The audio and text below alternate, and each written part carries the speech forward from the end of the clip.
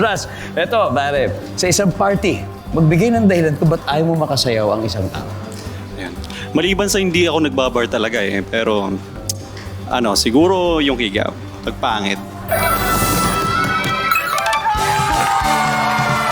Iyan ang pangit na pinakamaganda. Grabe po pala yung experience dito sa iba sa nakikita namin sa TV and kapag sa mismong show na talaga, sobrang nakaka-pressure po. Kapag sinabi ng friend mo, ayaw kong kumain yan, tataba ako dyan. Ano kaya yun? Pinapay. Tinapay! Bread! Nandiyan ba yan? Tama sila, hindi ako nakakinig. Kasi lagi ko inakain tinapay, kaya lagi ko nakataba. Pero yung number one answer pala, sweets. So, nasagot nila yun. So, ayun, nag-inayan ako. Pero okay lang.